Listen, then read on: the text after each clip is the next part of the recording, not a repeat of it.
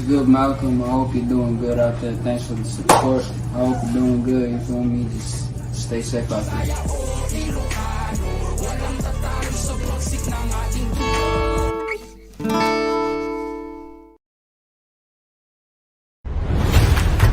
The spice is nice. It's really good. I really recommend it. It's like home. Everything's perfect. It's absolutely delicious. It was really, really nice. Superbly marinated. The customer service is amazing. My favorite Asian food in Bangkok now. It was genuinely the best, most filling meal I've ever eaten in my life.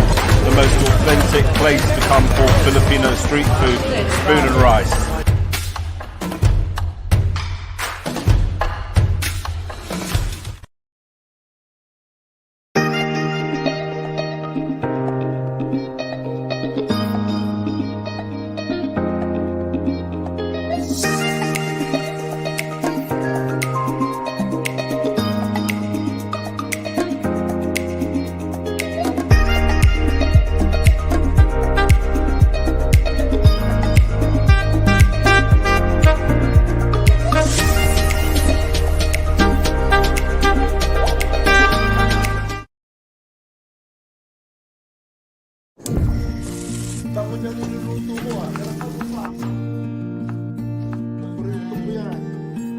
Sa World Remit, naiintindihan namin ang iyong paglalakbay. Na minsan, kailangan lumayo upang makamit ang tagumpay. With ways to save more, when you send more, World Remit is here for you, so you can be there for them.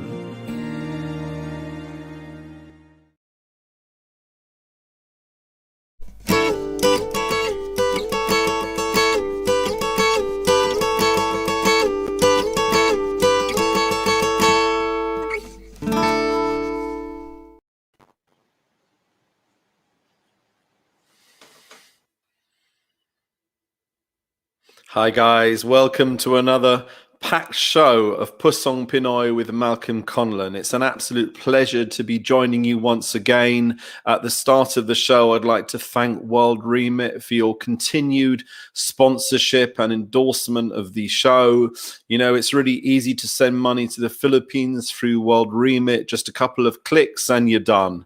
And then to Spoon and Rice as well. Thank you for being part of this journey. It's really awesome to see that you guys are really enjoy cooking Filipino food and introducing Filipino street food to the UK. Look forward to visiting your restaurant personally when you guys are open again. I'd also like to thank Comfort Healthcare as well for obviously being part of this show. Let's move on to this week's episode. I'd like to introduce my co-host, Joshua De Batos. Hey, Michael. Hi, everyone. Happy Sunday. How you doing? All right. You have a little bit of echo there. I'm not sure if it's coming from our end or if it's coming from my end. We might need to turn down the volume on the feedback or something. How about now? Is it better? No, you have a little bit of echo there. Let's see if we can try and do something about that. But anyway, it's good to see you. Whereabouts are you today? I'm actually here in Metro Manila. It was a long travel. Oh, okay. So you say you're in Malati, right? Ate. Okay, I've been there quite a few times as it goes. It's one of my favorite places. You know, it's lots of vibes and you know, for me the Philippines is like the hustle, the bustle, the sounds, the smells, the busyness, and I guess that's the case where you are right now.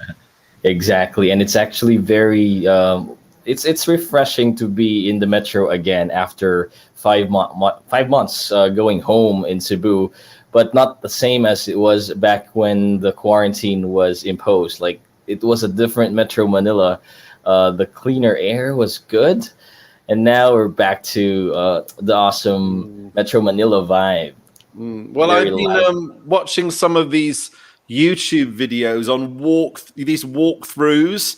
There's some guy who does these walk through different areas. You can go on YouTube and type in Philippine street walk, and you notice the amount of people around and in the restaurants. But of course, people are not wearing masks again, and it is quite congested in certain parts of the city. Yeah, there are places where you definitely won't feel that there is a pandemic. It feels like normal. Like I was just at the beach earlier today, and it was a normal day. It was packed with people, and a lot of them aren't wearing masks, being at the beach.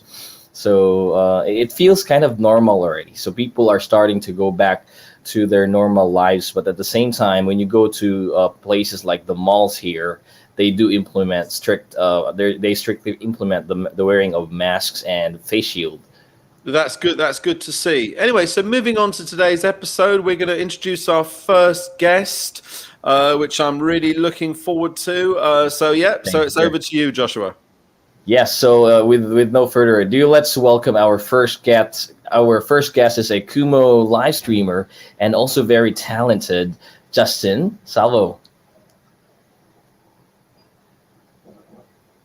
Okay, so we have Jane in right now, Jane Justine, and she's in with audio. Hopefully, we'll get her up soon. It might be another internet connection. Are you there?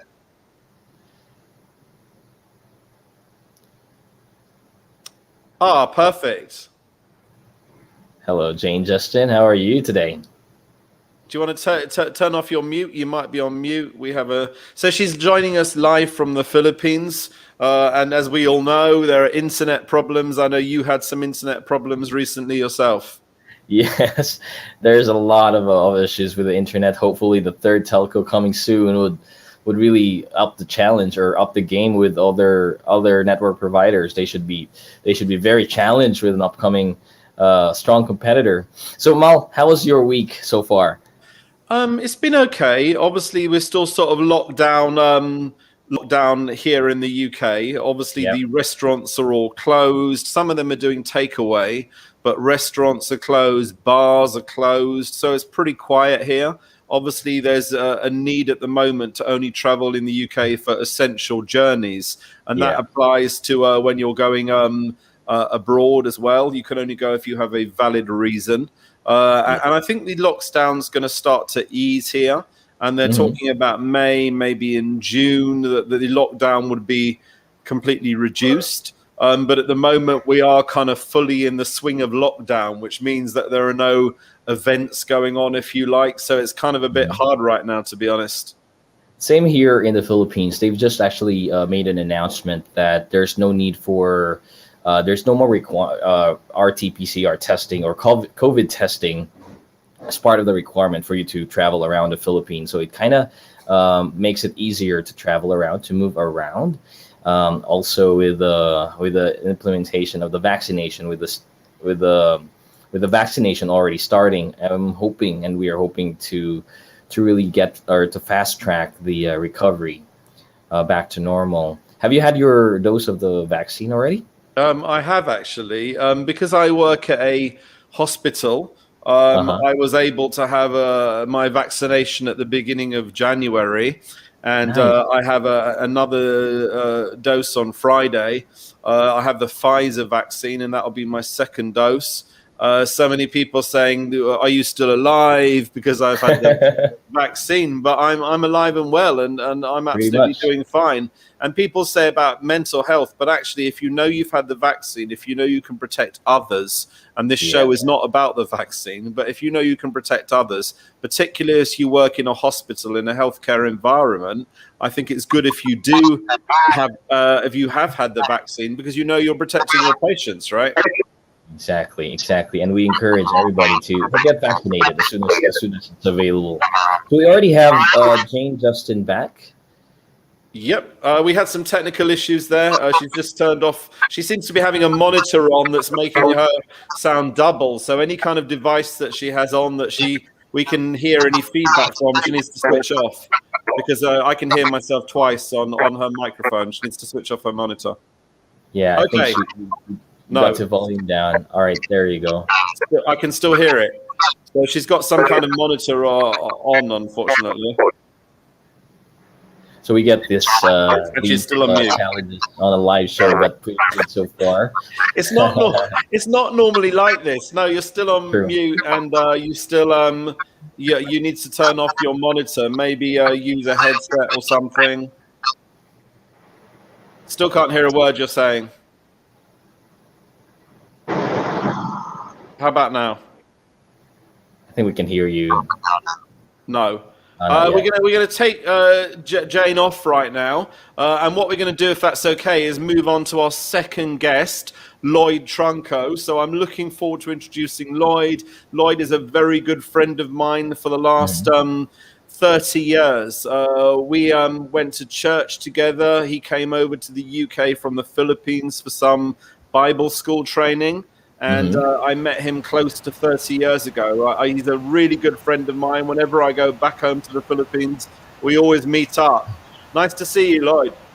Hello. Hi, Lloyd. Malcolm. How are you? I'm Nice to good. see you.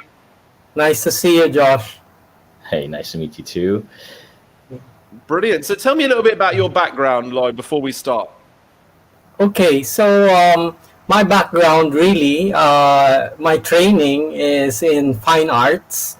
I took up architecture for one semester way back in 1985, and then after that, I shifted to fine arts.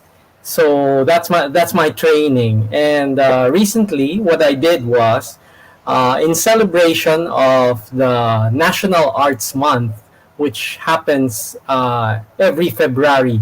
It's really declared by presidential decree that February is National Arts Month. I created the Philippines' largest abstract painting, and it's so big that it could not be hung in an art gallery. So I hung it on a billboard in EDSA. So if you're familiar with EDSA. That's really crazy. That's ridiculous. So literally, you're driving along EDSA and you can see your artwork in an absolutely massive structure. That is just really, really awesome. What does it feel like to know that you've done that? What does it feel like to be able to see your work of art displayed massively in the Philippines? Well, it's really nice. It's only right now that the news is picking it up. I've been featured in some newspapers recently, but tomorrow I think Inquirer is going to release some news about the billboard because some still have not seen it. But anyway, why did I do it? Let me just tell you a little bit of my background also. Apart from my training in fine arts, my last work really had to do with outdoor advertising. Posters, out of home media, the stuff that you see on the tube. That's what's called out of home media.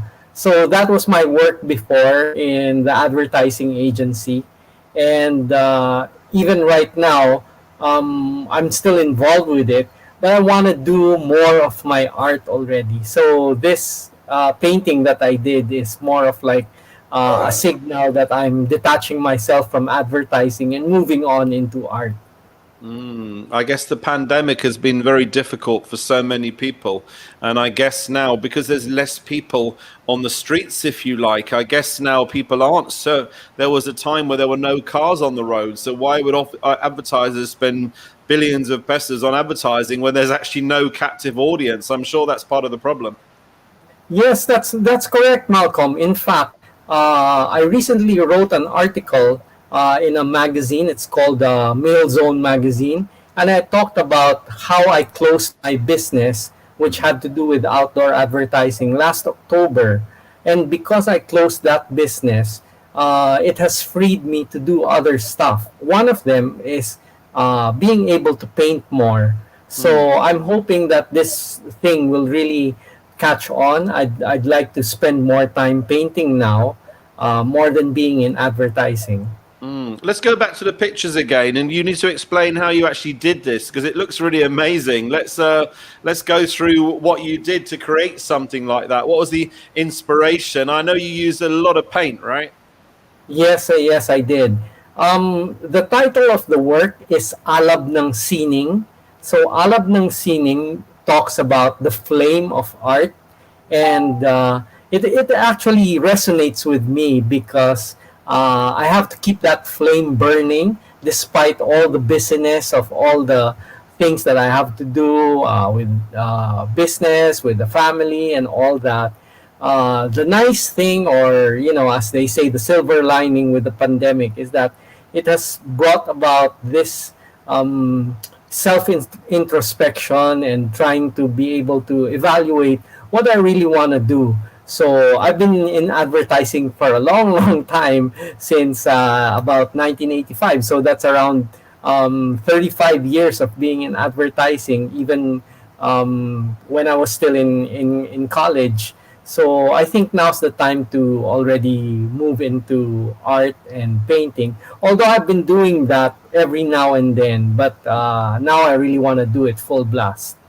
That's really nice. And well, being in the advertising for so long and having to make this painting, the Alab ng Sining inspired painting, definitely inspires a lot of young painters as well.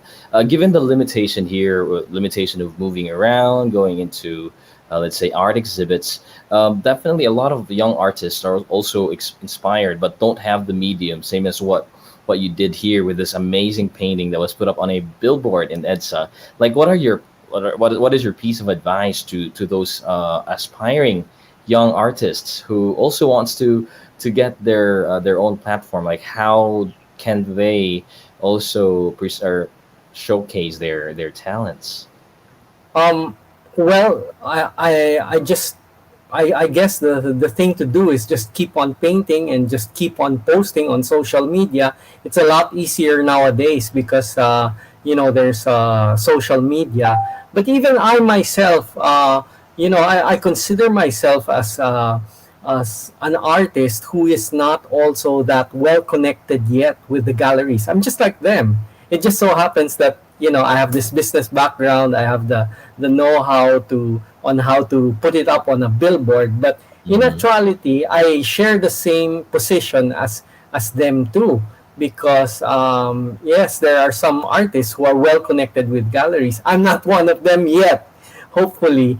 So in a sense, instead of having to wait for a gallery to accept me, I just put it up on a billboard, and hopefully people would notice. And it's a nice way of also democratizing art. When even in England, when we talk about art, you go down there in the areas of Mayfair, you look at the galleries, and you think that it's so stuffy, it's so upper class and all of that. Putting a billboard or putting a painting right out in EDSA is sort of like a signal that, hey, you know what, art is not just for galleries, it's for everyone. Okay. So I guess that's it. Nice. So we have some questions coming up, which is really nice. One of our viewers has posted some questions which we're going to be flashing onto the screen.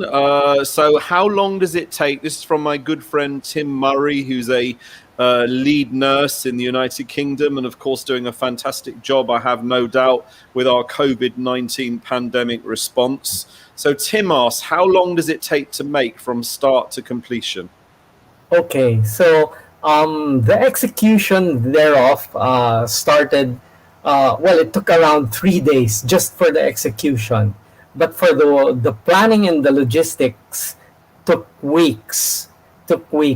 And then the ideation for that, man, it's been with me for a long, long time, years of when can I find the right time and the right moment in order to do this thing and pull it off. So the ideation took years, but the execution was 3 days, including the installation.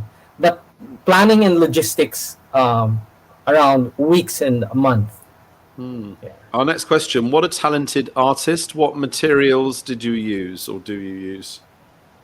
Well, I had to use not just the ordinary artist's paint. I had to use the kind of paint that's that you could use on the exterior of a building, because this one is really exposed already. So I had to use that kind of paint because right now it's exposed to the elements.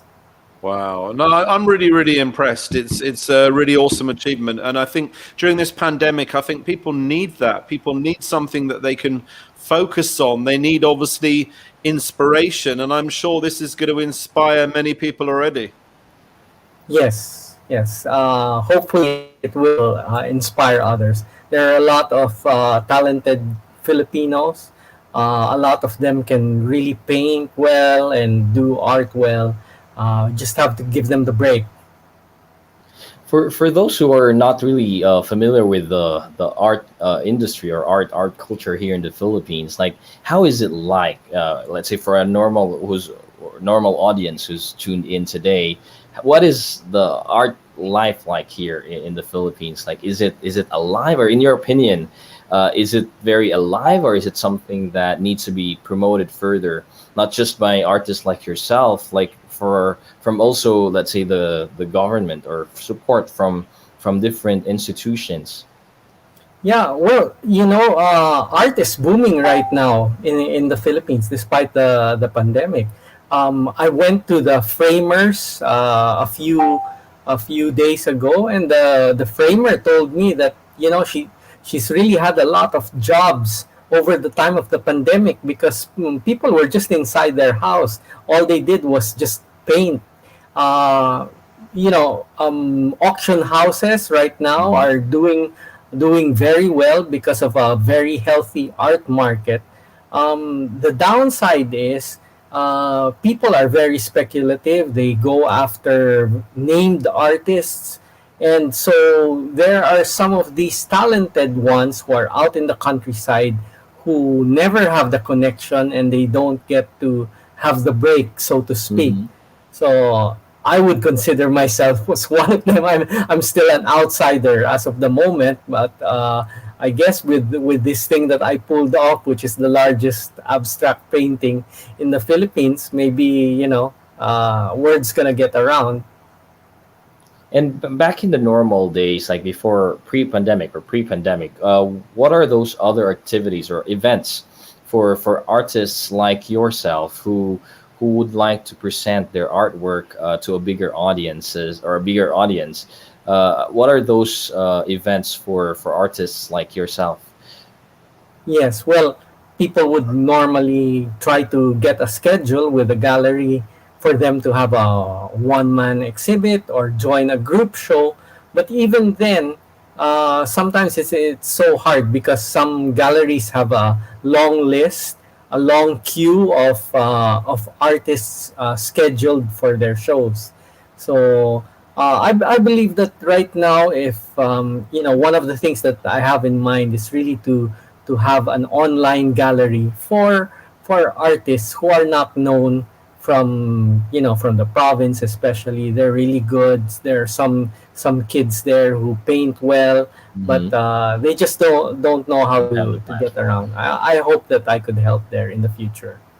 That sounds really good. And for sure, a lot of those aspiring artists who don't have that platform yet would benefit from what you're planning. So, is there any Facebook page or any social media page that they can tune into to get updated with that? Oh, well, they could check out my page for now. It's Lloyd Trunco on Facebook, and soon enough, when things get going, I will start an online gallery. That sounds really good, and we'll definitely we'll put a link to your FB page for you aspiring artists out there would be able to get on that platform with Lloyd as well. And lastly, Lloyd, just before we go into our advertisements, what is your message to everyone, all those aspiring artists facing this pandemic as well, and making use of their skill and talent to get through these tough times? Well, my message really is to follow your passion. I think God created you, invested talents in you, the skill, eye and hand coordination, and so the best thing to do is just make use of it.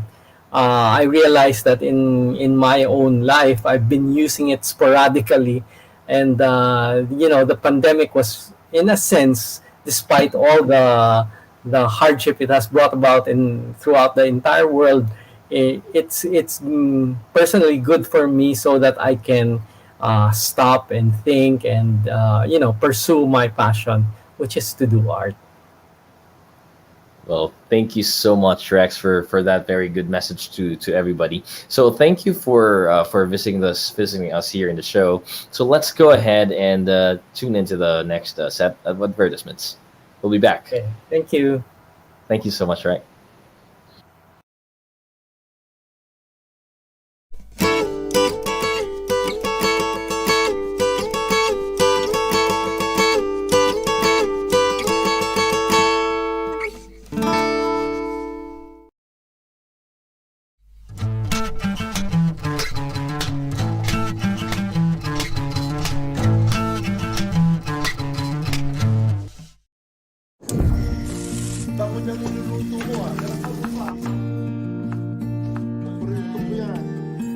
Sa World Remit, naiintindihan namin ang iyong paglalakbay. Na minsan, kailangan lumayo upang makamit ang tagumpay. With ways to save more, when you send more, World Remit is here for you, so you can be there for them.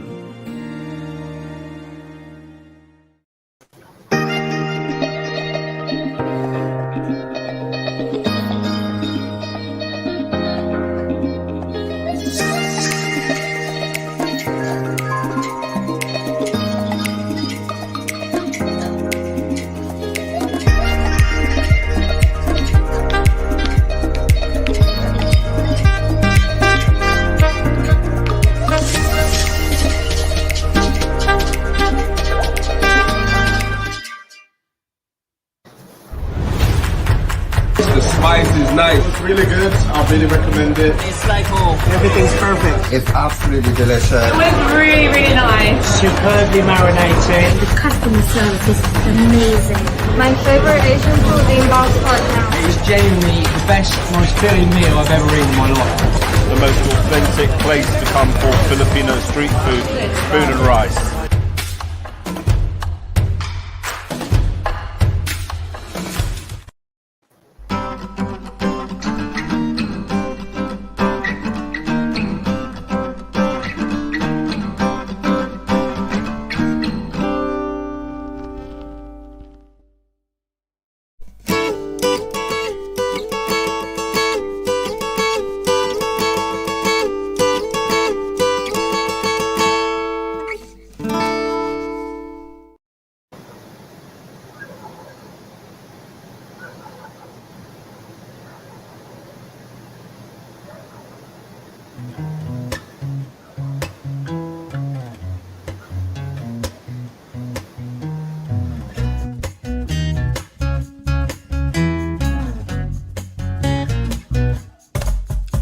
Mama now wants a COVID vaccine, COVID vaccine, COVID vaccine. My mama now wants a COVID vaccine, COVID vaccine.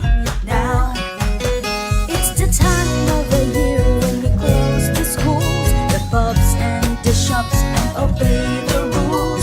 Staying at home like we know we should. No more walking around the neighborhood.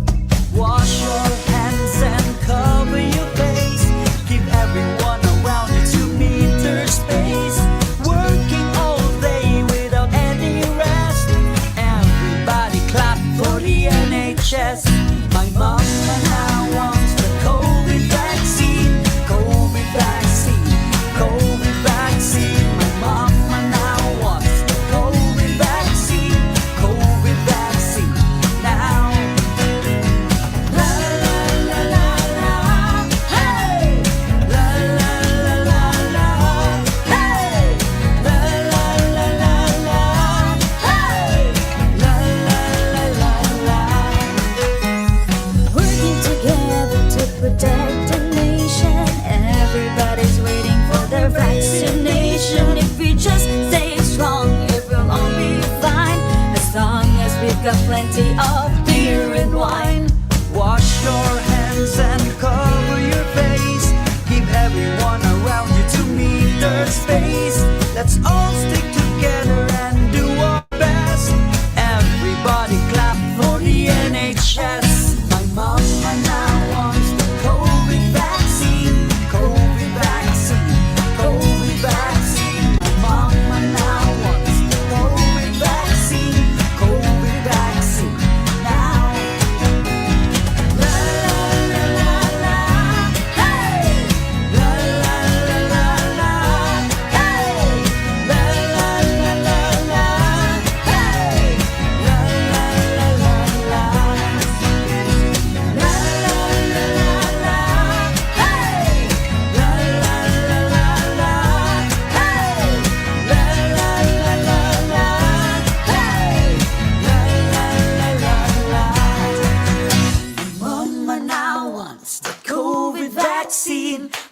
COVID vaccine. COVID vaccine. My mama now wants the COVID vaccine. COVID vaccine.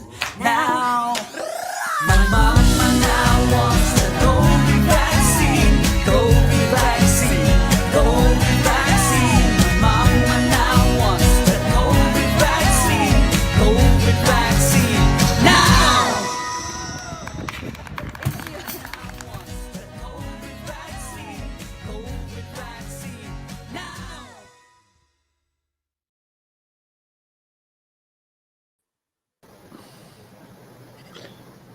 Wow, thanks so much to the Soulmates for that, for playing their song. That's our COVID vaccine song that's been done by some healthcare workers outside a hospital in the UK. And it was picked up by our BBC News as well.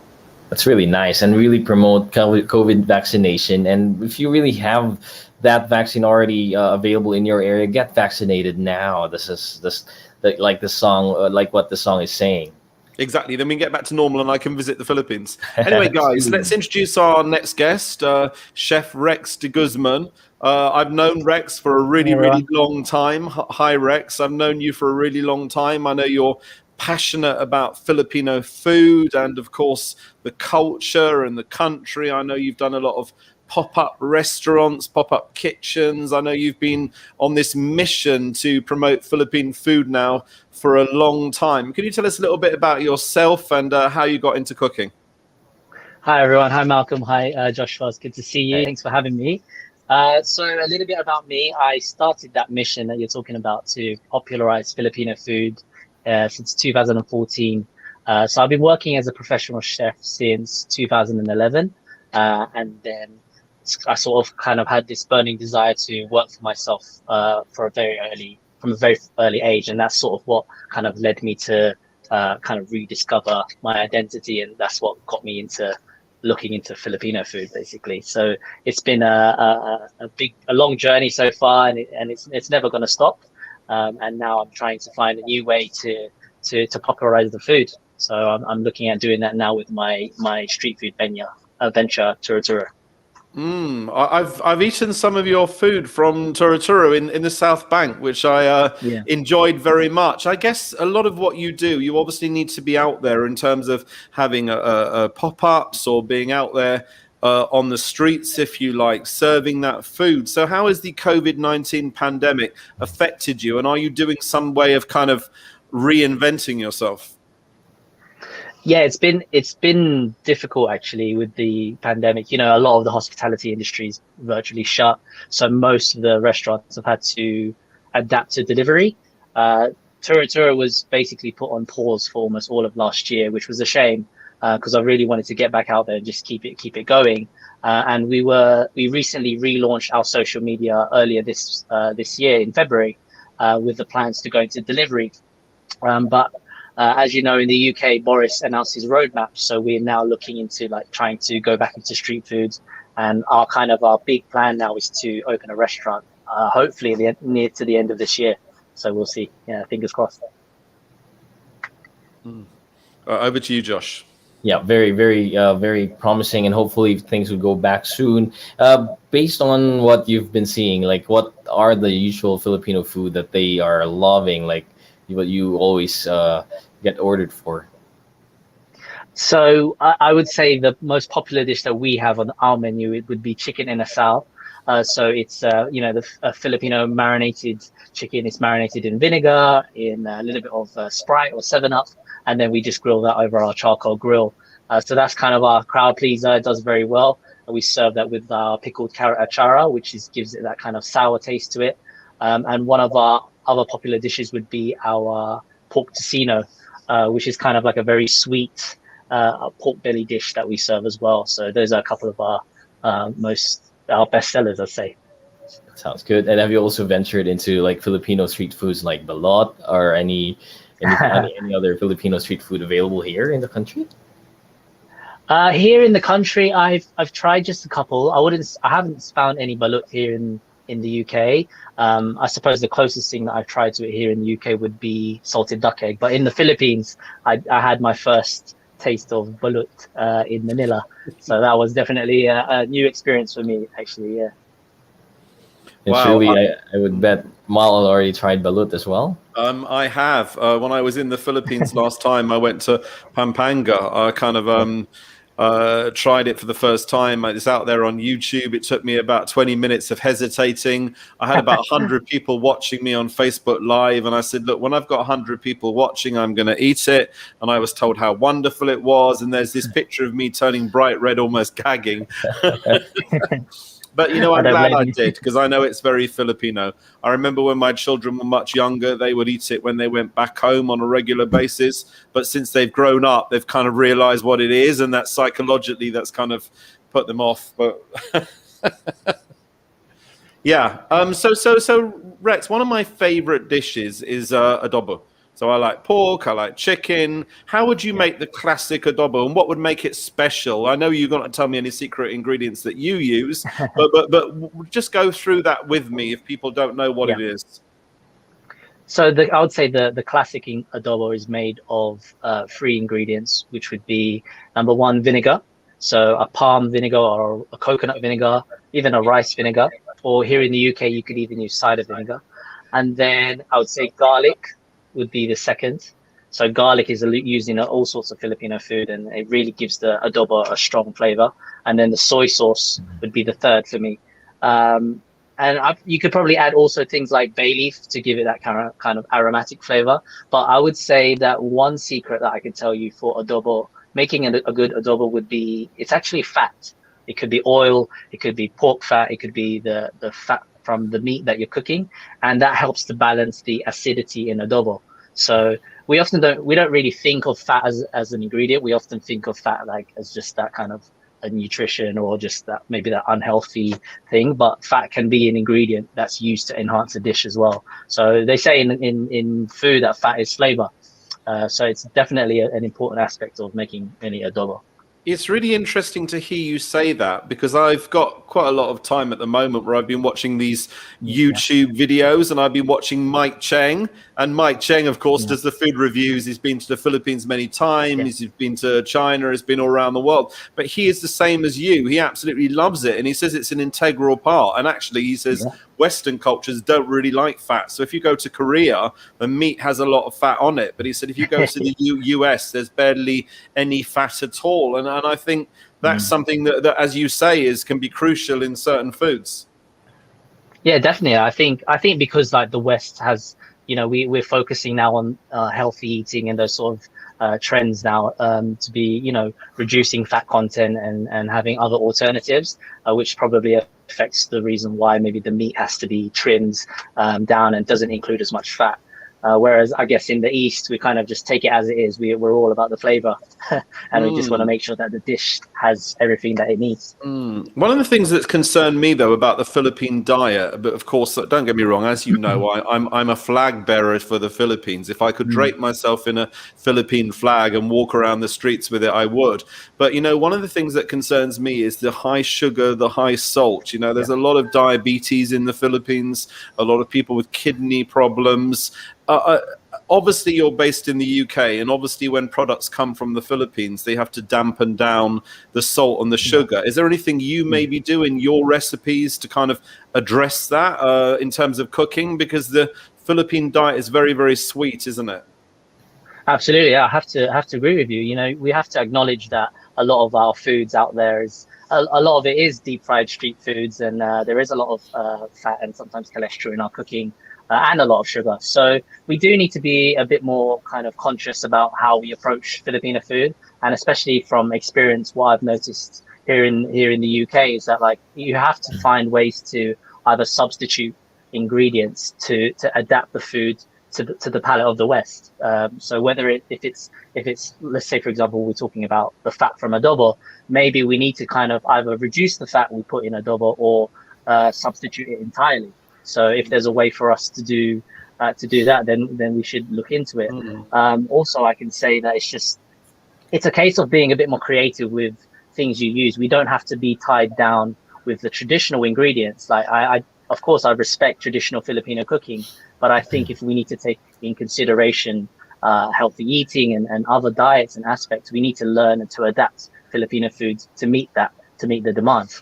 Completely right. And I don't think that can be a bad thing. You know, I went to an adobo cooking competition in a barrio fiesta once. So there's so many different varieties from different regions. Some might be quite spicy. I'm sure every particular region, in fact, I know, has its own kind of variety of Filipino cooking. What's your favorite kind of variety or region, or have you taken something from everywhere?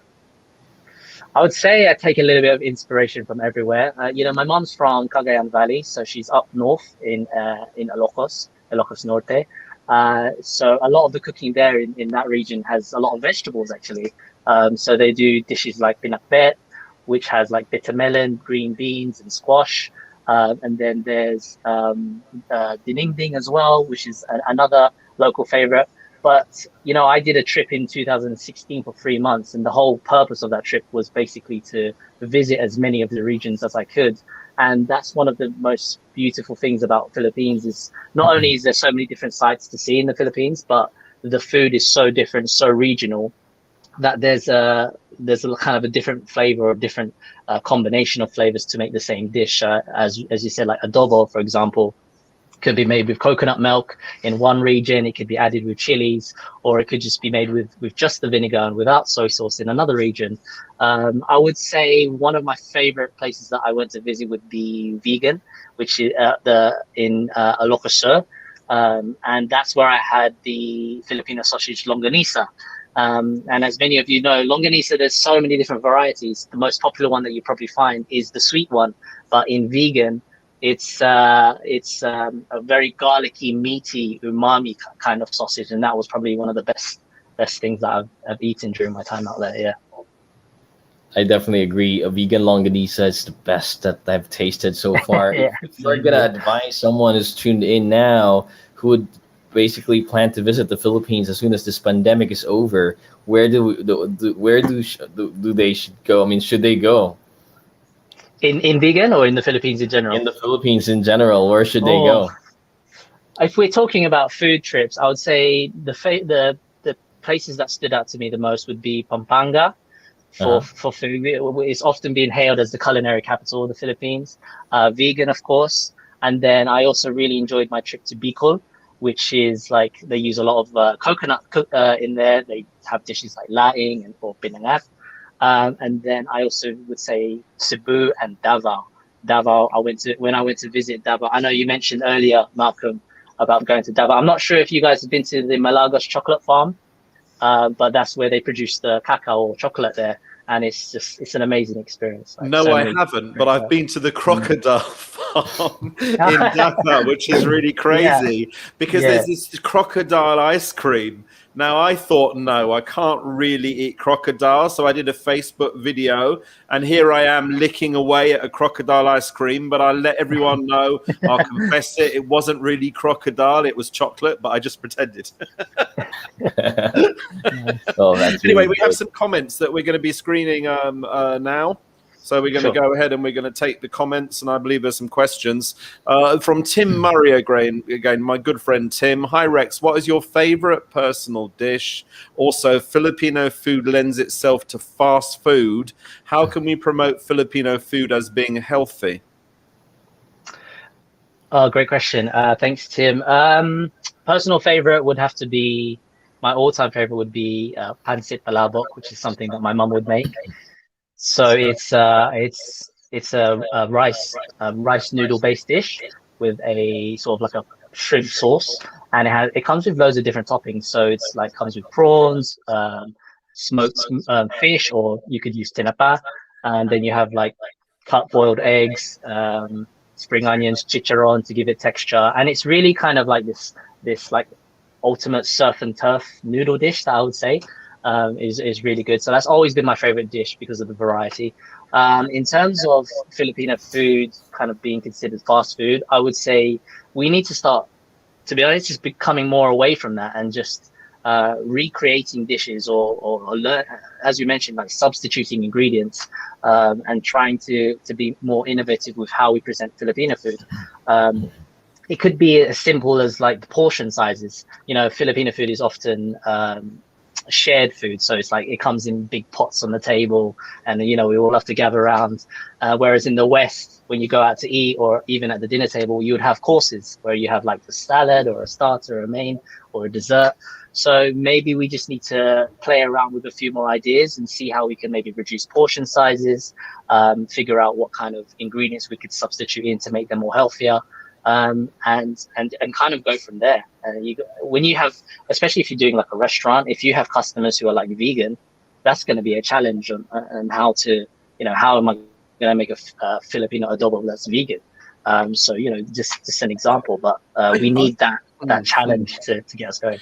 I think that's a really good point, Rex, because of course Filipino food traditionally there's a lot of pork involved in Pinoy cooking. The lechon has got such a special place at everybody's table, but of course again there's the purines in pork. I've got gout, and I think I shouldn't eat too much pork as well. And I think again that's probably an issue. But actually, you say vegan. I know some people have gone into a vegan cookery, and I know it really helps to reduce your weight. Yeah. And one of my good friends is diabetic, and he's managed to overturn that. Is vegan cookery something that's really in the marketplace? Is that something you could pioneer? Because I think if you could turn the Philippines into eating vegan food, the World Health Organization would really applaud you. Yeah, I think it's a mission that's maybe not a one-man mission, but I think it's a starting place, right? And that's, you know, I love that you mentioned the pioneering aspects, which is, you know, something that I want to be able to kind of help influence and discover that.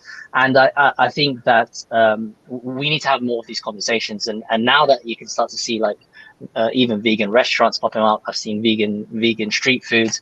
You can see that the health aspect is really more important to people's lives these days. So I think as long as that's on the rise, which it ultimately will be, then I think it will start to give us more conversations and questions of how we can actually do that. And from there, I think that's at least a starting point. Really quickly, because I've got one more question about this, and that's basically I went to a vegan restaurant, and I had like a smoked salmon sandwich, and I love salmon, and I was really looking forward to eating salmon, and I ended up eating pieces of carrot, and salmon, carrot. You know, it made me think. It actually left me with a gaping hole. I was craving for meat. I was craving for fish, and I just didn't feel full. I just didn't feel right. The challenge is to create vegan food, I think, that actually is fulfilling, and I'm sure you would agree. Definitely, and I think it's you're probably maybe missing that kind of that umami feel, where it's like a sense of like feeling and fullness, and I guess that taste that you usually find from meats. So that's where we need to learn to be a bit more creative and innovative with the food. And I can give one example of how I do that with a charred aubergine dish that I do, which happened to be the best vegetarian dish in 2019 in a street food competition. So it's called the British Street Food Awards that I entered with Turo Turo. And I did a charred aubergine dish with tomato salad and sort of like a soy vinegar dressing. But the way I prepare the aubergine is that I would actually burn it purposefully. So you char it really well, and it gives it that smoky, meaty sort of taste to it that makes it feel like, oh, this is like that umami flavor that I'm missing. And that's just one of the examples that I can give you of how we can, you know, adapt the food to be more healthy. I love cauliflower as well. I think baked cauliflower is really nice. I don't really. My wife cooks this amazing cauliflower with Guinness Anne, and it's really nice. Anyway, we have some more comments. My wife's a chef, but obviously not to your level. But that's probably why I put on so much weight. We're going to screen some more comments. We have a couple more comments coming up. Brian Dawson, hi, enjoying the conversation. Get the borders open. So Brian is probably one of my followers just from my comments. I comment on a lot of public stuff as well. And I think Brian's right. I think the Philippines is really suffering at the moment due to the fact is the hotels are shut, the tourism is really on its knees, catering restaurants are really on their knees. But I understand health must be the overriding factor. And of course, we need to try and eliminate the COVID virus. But I'm sure it's really devastated the whole industry. So the second that we can reopen, the better, I'm sure. Definitely. Anyway, so another question from Joshua Buendia, a very good friend of mine, watching here from Caloocan City, Metro Manila, Philippines. Joshua is a journalist and photographer and really, really nice guy, and he always supports my show. So, Rex, I'd like to say thank you very much. Tim Murray, another exciting program in lockdown. Well done, Malcolm. Thank you. Rex, I'd like to say thank you very much. And I know we did mention recently that you'd be up for doing some cooking, which we're really, really exciting about. And I hope we can maybe do that in a future episode. Definitely, I would love to do that. Yeah, just let me know and I'll be ready for it. Fantastic. Exciting. Josh, over to you. Yeah, that'll be exciting, and that's really good. Thank you for sharing that, Rex. And lastly, what would be the best Filipino comfort food that you always go back to that you wanna share to the audience? Oh, okay. So I've given a personal favorite. So I guess a comfort food that I really enjoy actually would be pork tocino. There were times in the Philippines where I'd stay in the hotels and just order pork tocino or tosilog with rice and egg. I would have that like twice just for breakfast because I just love that flavor. So I'm a big fan of like sweet, savory flavors. Nice. So pork tocino would have to be the one for me. Yeah. Same. And beefsteak Tagalog. Nice. Yeah, nice one. My ultimate favorite with so much calamansi. So we just want to ask you about your social media before we move on to our final guest. Sure. So if anybody wants to find out more information about me, you can follow me on Facebook or Instagram at Chef Rex De Guzman. And if you're interested in checking out my street food business, it's at Tura Tura UK. Thank you so much. Maraming salamat. That's been awesome. Thank you so much, Rex. So we now have our final guest who we're going to be going back to. We tried to get her at the top of the show, but we had some technical difficulties. Justine, are you there? I believe she should be in Facebook. We're going to our final ads, so we're going to go ahead to our final ads, and we'll see you when we get back. We'll be right back.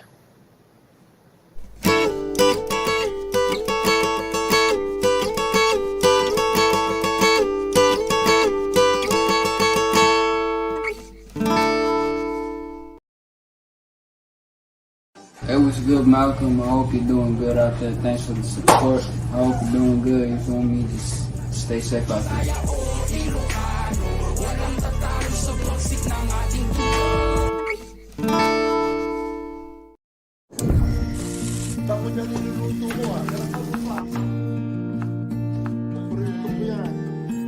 Sa World Remit, naiintindihan namin ang iyong paglalakbay. Na minsan, kailangan lumayo upang makamit ang tagumpay. With ways to save more, when you send more, World Remit is here for you, so you can be there for them.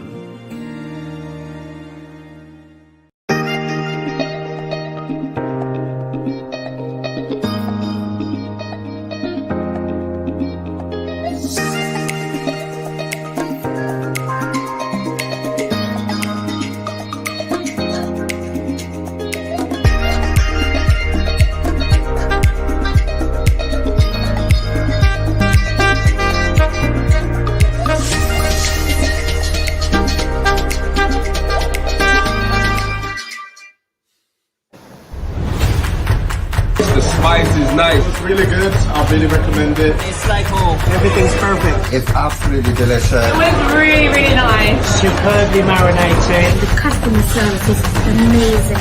My favorite Asian food in Bangkok now. It was genuinely the best, most filling meal I've ever eaten in my life. The most authentic place to come for Filipino street food, spoon and rice.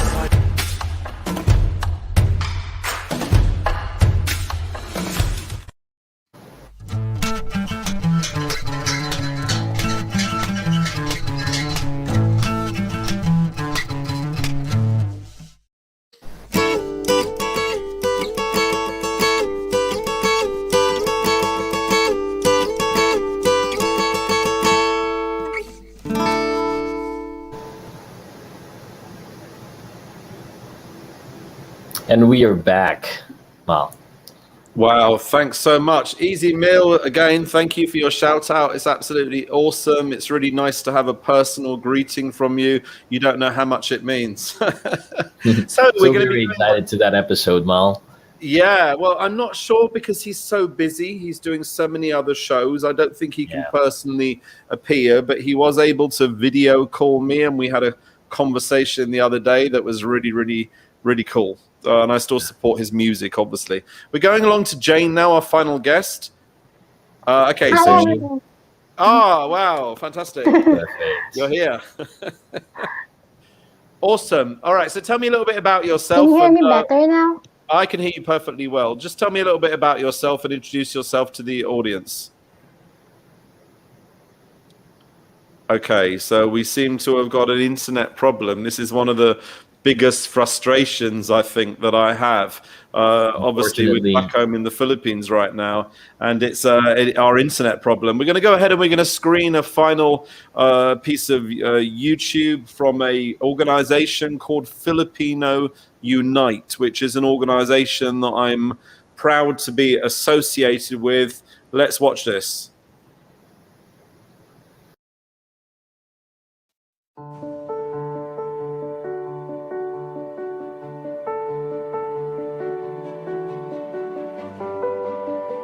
When times are tough, when hope seems gone, we Filipinos, we stand as one. We rise above the challenges, we make it through sudden changes. Selfless contributions, services, and compassion. The true spirit of bayanihan, that's the Filipino spirit that gave birth to this organization. We thrive, we smile, we continue to believe that things will get better if we refuse to be bitter. At Filipino Unite, we are stronger together. Now more than ever, it is high time to be there for each other. Filipino Unite was founded in light of this pandemic. The current COVID-19 outbreak has drastically affected the lives of millions around the globe. In these extraordinary times, Filipino frontline workers every day put their own safety and well-being aside to provide life-saving support and protection to people most in need. Filipino Unite opened the helpline to extend support for the victims of COVID-19 pandemic.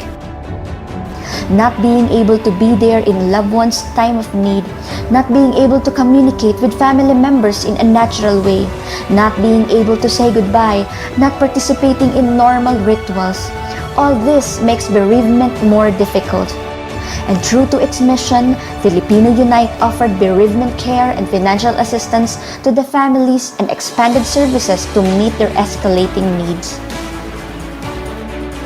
The Healthcare Division of Filipino Unite supported the reinvigoration of Philippine Nurses Association United Kingdom by contributing to the development of its membership form and writing its initial and final membership pack.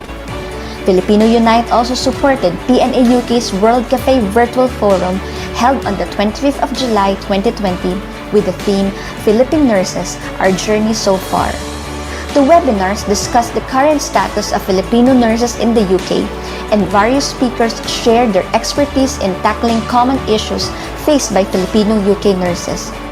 Filipino Unite also contributed on the development of Emotions Behind the Mask UK, survey questionnaire, data collection, and analysis. The Healthcare Division of Filipino Unite also helped in conceptualization, organization, and facilitating of PNA UK's World Cafe Convention with the theme Nursing the World to Health. It was held virtually on the 24th of October 2020 with more than 250 attendees from the UK, USA, Middle East, Southeast Asia, and other parts of the world. Filipino Unite also provided pastoral services on the onboarding program of new nurses as per request of Northwest London in collaboration with Filipino UK Nurses Community, PNA UK, and Manong George. The Non-Healthcare Division of Filipino Unite delivered the following webinars, which was well received by attendees. Last August 28, 2020, Filipino Unite collaborated with PNA UK and Kanlungan in the webinar entitled Building Confidence in Public Speaking. Filipino Unite hosted its first webinar series last September 5, 6, and 12 about professional growth and development. The webinar series focused on how to create a winning CV, how to prepare during interviews, and how to start a business in UK.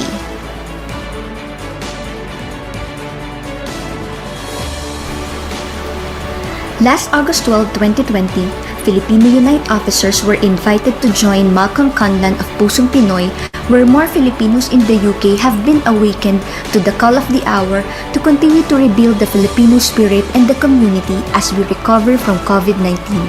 It was a fruitful conversation as Mr. John Belmonte, Mr. George Bermudez, and Mr. Michael Duque encouraged every affected Filipino in the UK to reach out to the non-profit organization for help and assistance. Last July 2020, Filipino Unite participated in World Vision and Takbo.ph Virtual Run for Children as fundraising support. Filipino Unite joined this virtual race as a run for children's education, health, and nutrition. Anyone can make a difference by taking the first step.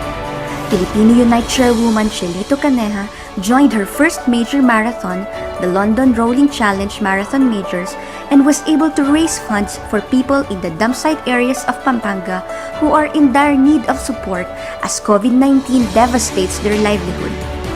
Running together as one, Filipino Unite is grateful for the support and donations made through Just Giving. Indeed, it was a huge help to those affected with the repercussions of the pandemic.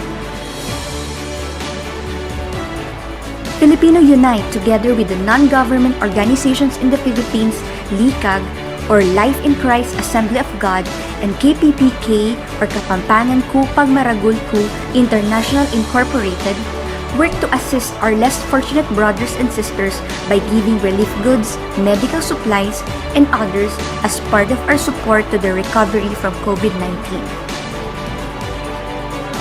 Aside from providing aid to the dump site areas of Pampanga, in response to pandemic victims in the Philippines, Filipino Unite initiated a GoFundMe fundraiser and conducted relief operations to various regions in the Philippines devastated by the back-to-back typhoons. Filipino Unite believes in making a difference through education, and for 2020, Filipino Unite has provided a scholarship grant to one third-year nursing student from Central Philippines University. Filipino Unite initiated Europe collaboration with the Office of the Europe Ambassador, and on the 4th of December 2020, the Philippine Embassy in the United Kingdom received and recognized the Filipino Unite officers for their oath-taking ceremony. This signifies the organization's commitment to continuously strengthen the bayanihan spirit of every Filipino in United Kingdom.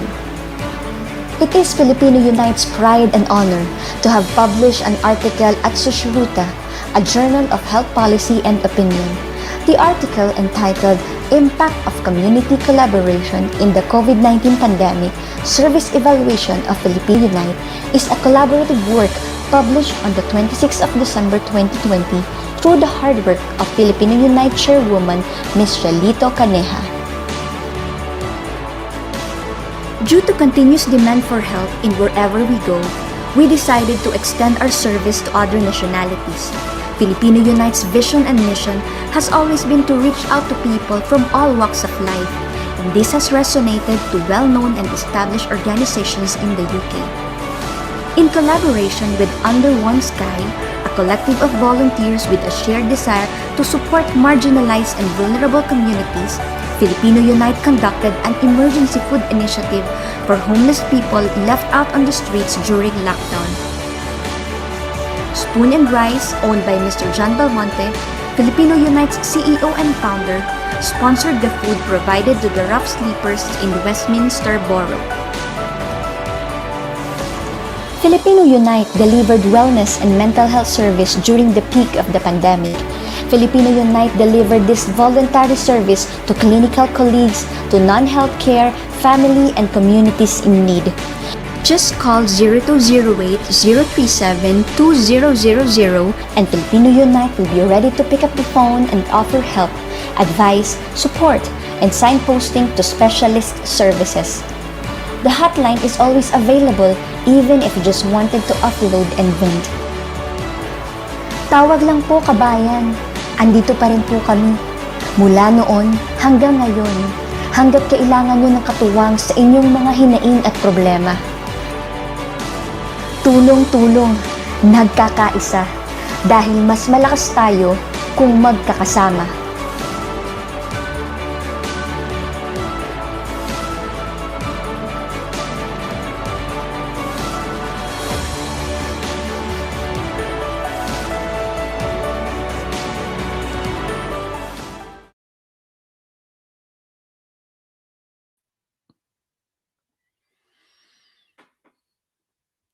Thanks so much, guys, for watching and for staying with us. We're going to go ahead right now and we're going to try and contact Justine again, who's in the Philippines right now. Are you there? Yeah. Oh, fantastic. Oh, my God. We've got you. Fantastic. That's awesome. You were going to sing some songs for us before just to close out the show. So if you want to go ahead and if you can just sing your first song, that's a real personal favorite of mine. And I'll tell you why afterwards, but I believe you're going to go ahead and sing. Do you want to introduce your song? All right. Well, good evening, everyone in the Philippines. I'm Justine. I am from Davao City, and I am actually a Kumu streamer. So that is actually as a known Kumu, live streaming app, and as well as I am teaching kids, also in the mountain, kids who don't have parents with them, or some of them are very poor people there. So I am also the one who's giving them food. So yeah, that's about me. Well, yeah, and it's such an honor to be here right now, guys. I didn't really expect this. I just met actually Malcolm in Kumu, and I wasn't expecting this. So yeah, I'm so excited. So I really did everything that I can to have a good connection. So I think it's working now. Yeah, that's it. Well, I've been watching Kumu, and it's nice because you can maybe support OFWs, you can maybe send gifts, and of course support people in the Philippines, because I know it's really, really hard out now because all the traditional gigs, I guess they can't go ahead anymore. So it is really a way of showcasing your talents, and I dropped by your stream one evening, and here we are today. Yeah. Well, actually, it was really not an accident to met you in Kumu, and I was really so shocked that I was able to meet someone like you, because every stream that I have, every time that I do streaming, it's just like a normal stuff for me. If I'm bored in the house because of the pandemic, so I just go live and just meet my friends there. And so I wasn't actually expecting that I will be meeting someone like you there. So I'm so glad I was able to meet you. Or vice versa. It's been really awesome meeting you as well. And I'm really inspired by the work you are doing for children in Davao as well, poor children, underprivileged children. I think it's absolutely awesome. I'd like to thank you for that. We're going to go ahead and hear your first song, and then we're going to find out a little bit about how people can reach you and how they can go ahead and donate to your cause as well. So it's over to you. All right. Let me just go ahead and sing. All right, this song is my favorite song, so I really sing this all the time in my stream. So I'm gonna sing this one to you.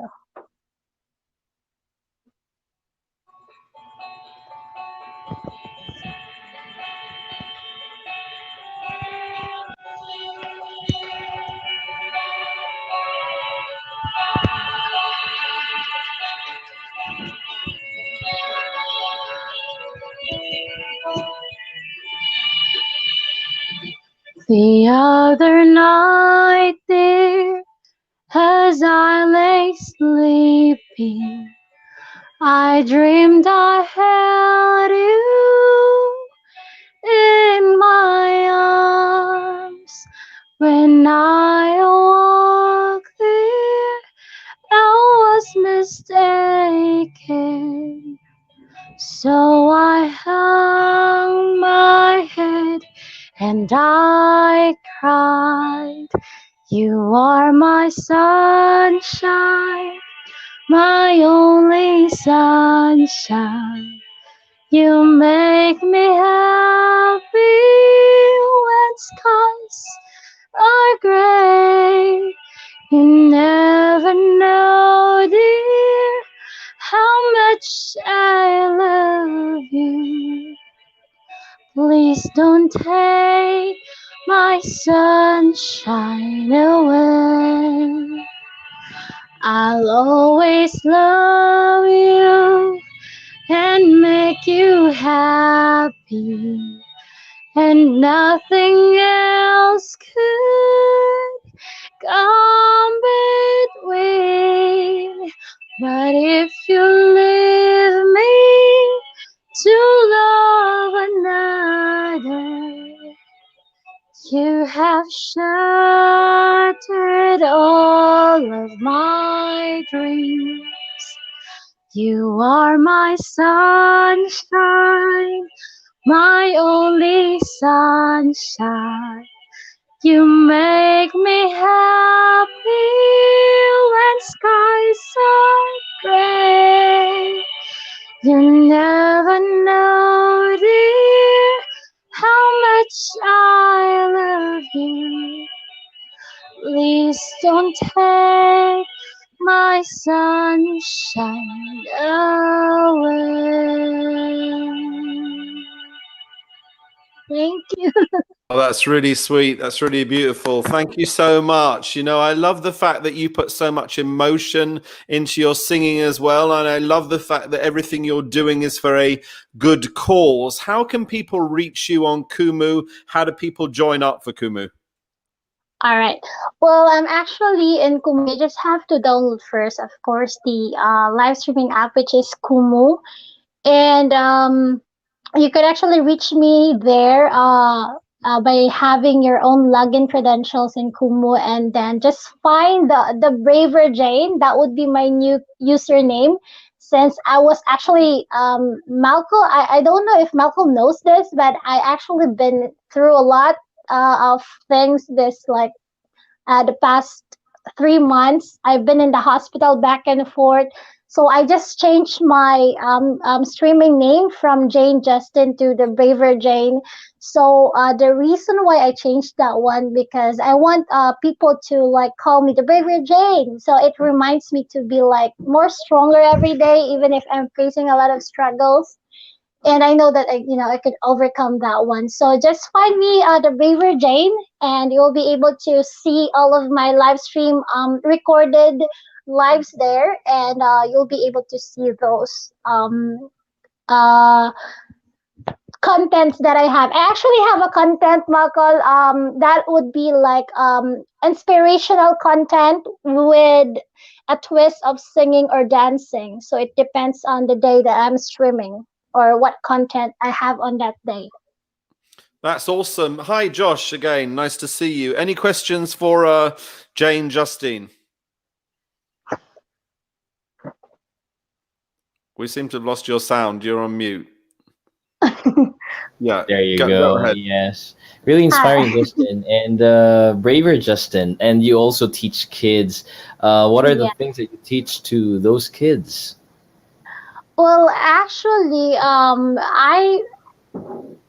into like kids. I'm teaching them about the Bible, or like a good what are the good things that you need to do in your society, in your community. Especially, I started doing kids ministry when I was 11 years old. So I just started from like being a one of a leader in the kids ministry.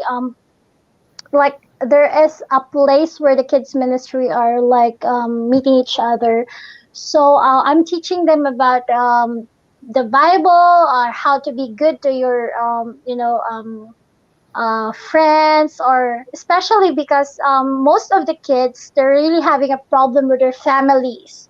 So of course, me, I've been into a broken family, so I was able to like impart to them what I have experienced and how did I overcome everything.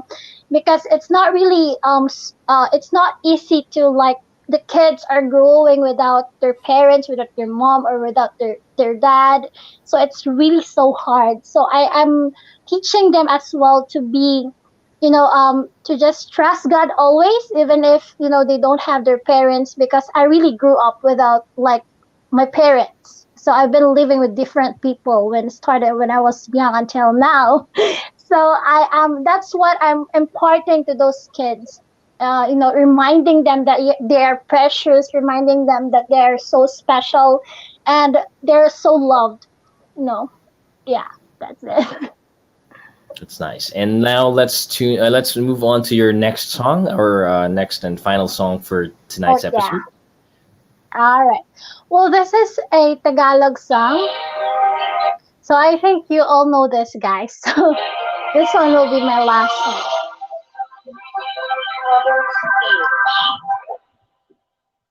All right.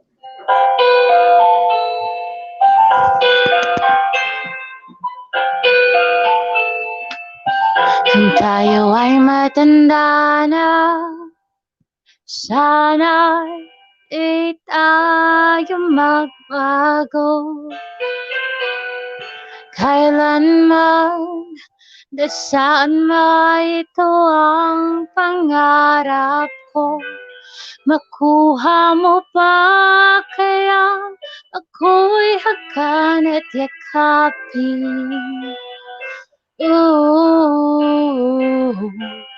Hanggang sa pagtanda natin. Nagtatanong lang sa'yo, ako pa kaya ibigin mo? Kung maputi na ang buhok ko.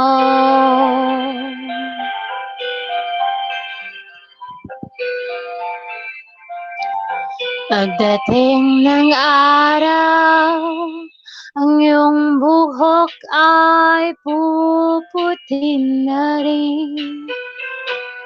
Sabay tayong mangangarap ng nakaraan sa atin. Ang nakalipas ay babalik natin.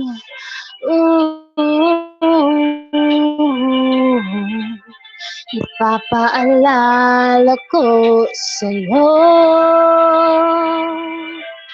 ang aking pangako na ang pag-ibig ko laging sa'yo.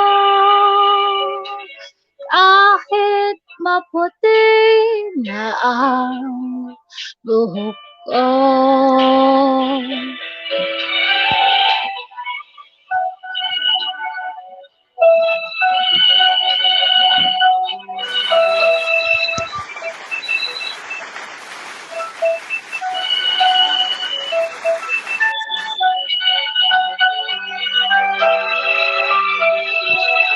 Ang nakalipas ay babalik natin.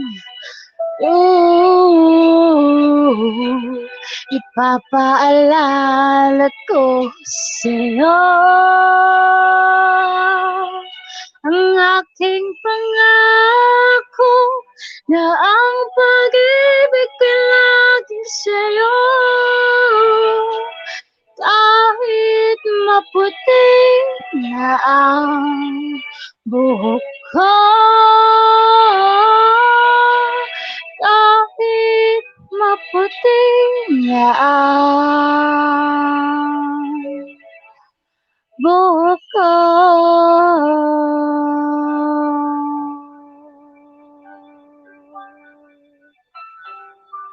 Thank you so much. Thank you. Maraming salamat. That's really awesome. We have a final question from Tim Murray before we end. Hi, Jane. Beautiful inside and out. Amazing voice. What is your favorite type of music and when did you start to sing? All right. Well, hi, Team Murray. Actually, thank you so much for that compliment. And what is my favorite type of music? I actually like most of it. I actually like pop music. Well, that would be my favorite music. And when did I start singing? I actually started singing when I was 9 years old. When I joined the kids ministry, I was actually been practiced to sing with our how do you call that, the coach in that place. So I started singing, but actually I am not really a singer. I'm just really like I'm always telling my supporters in Kumu, it's just the confidence. Just be confident of what you have. You don't need to like, perform for all of the people surround you, but just be who you are. So I'm not really a singer, but I'm I'm just being confident with the voice that I have. So yeah, thank you. You're on mute, Josh. You need to take off the mute. Thank you so much, Jane. And any last message to all those who are aspiring Kumo streamers and also streaming in order to inspire people? Any final words to them? All right. Well, to those streamers, what I could say is that just continue what you're doing and just be proud of who you are and what you have right now, because even if sometimes we could not see beautiful things out of those things are happening right now in our surroundings, especially this pandemic, just continue to be an inspiration. And also I would just like to thank you, my tita and my ate, was very supportive and they really helped me a lot to this. And actually also I just want to say thank you to all who been helping me with the kids ministry and for helping me for those mountain kids. So yeah, thank you very much, everyone, and thank you too. Thank you so much, so much. Jane. And thank you for joining us in today's Thank episode. Thank you. Thanks so much. Take care. Brilliant. So that was another awesome episode today, Mal. We started with talking about food. We started talking about arts and food, and then Jane sharing her talent. It's been incredible. I've really, really enjoyed it. Thank you so much again, Joshua. I know it's late right there back in the Philippines, but thank you for staying with us. We have a really exciting episode coming up next week. We have an awesome singer-songwriter, Clarissa Ragrag, who's really won some awards here for her music. She's also performed her music in the Abu Dhabi Grand Prix as well. So she's really an awesome singer-songwriter. She's also been in a movie in the Philippines as well. So that's coming up next week. Until then, I'd like to thank you and thank all of our guests for watching Pusong Pinoy. Thank you so much, everybody, and tune in to that new next episode, and see you all next week. Bye-bye. Goodbye.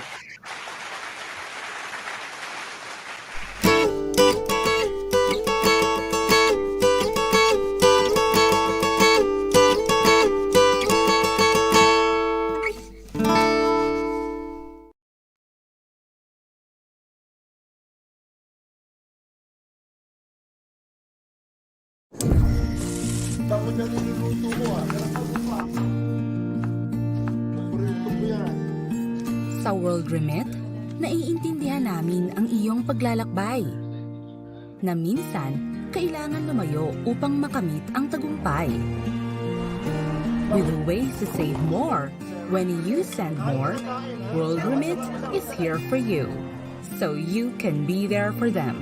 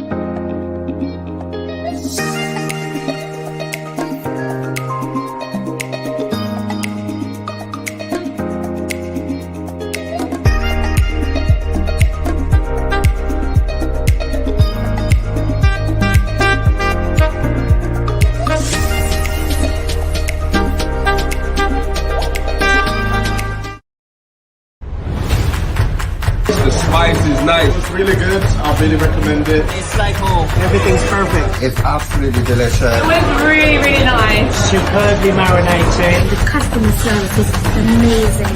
My favorite Asian food in Bangkok now. It was genuinely the best, most filling meal I've ever eaten in my life.